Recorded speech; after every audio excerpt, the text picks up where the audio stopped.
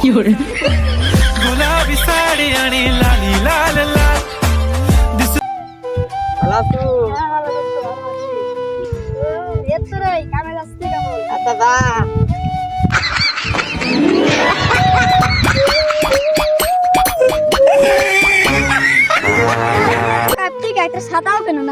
আরে বেটা কি কব, হজে গেছিলাম ঠিক আছে, হজে যায় আমার সব টেহা শেষ।